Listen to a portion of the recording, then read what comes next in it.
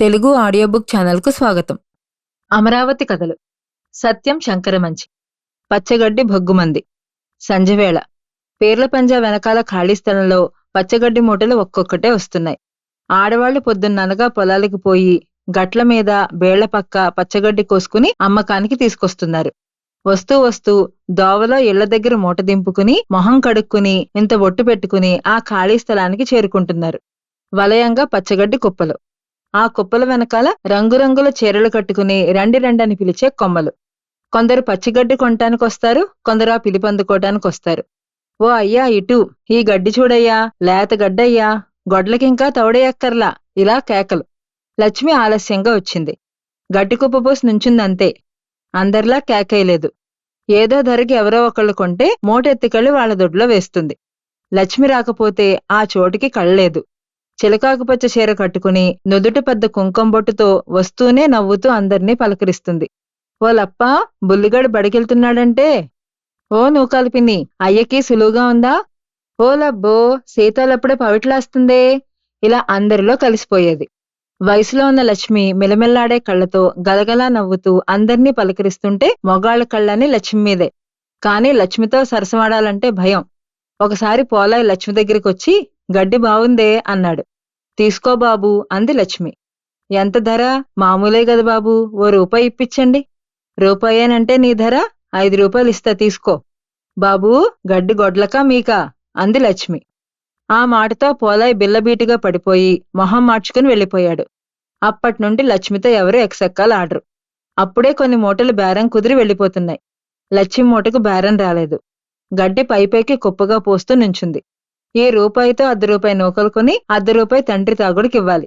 లక్ష్మి తండ్రికి పెళ్ళం పోయిన తర్వాత కూతురే ఆధారం. కూతురి కంటే తాగుడు మరింత ముఖ్యం.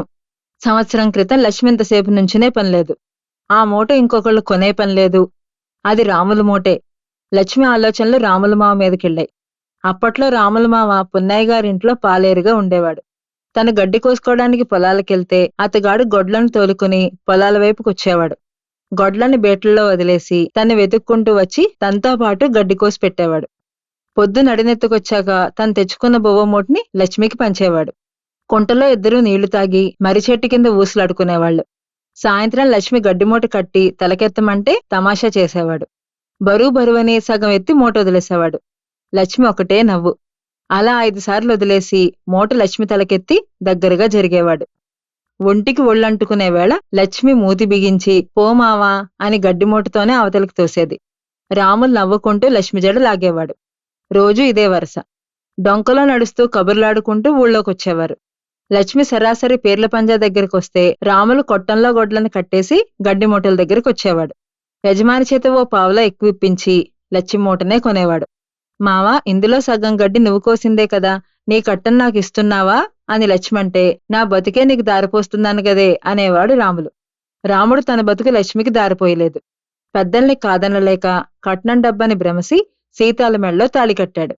ఆనాటి నుంచి ఈనాటిదాకా రాములు లక్ష్మి మొహం చూడలేదు. పాలేరుతనం మానేసి గేదెను కొనుక్కొని పాలమ్ముకుంటున్నాడు.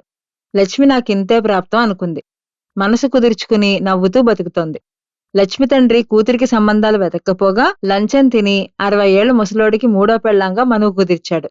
రేపో మాపో లగ్గానికి బయలుదేరిపోవాలి. లక్ష్మి కళ్లల్లో నీళ్లు తిరిగాయి. ఏం లక్ష్మి, మూటమ్మలేదా అని అడిగాడు వెంకాయ్. లేదయ్యా అంది.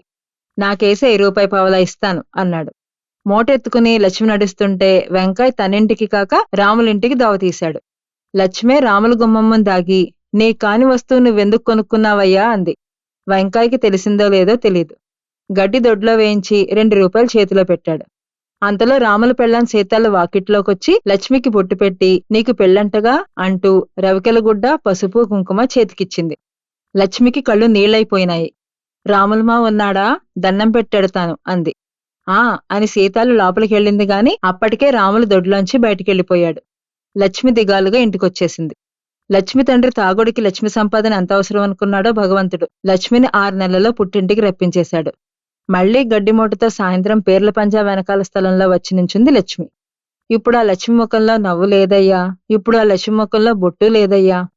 మా ఛానల్ కనుక మీకు నచ్చినట్లయితే లైక్ చేయండి, షేర్ చేయండి, సబ్స్క్రైబ్ చేయండి.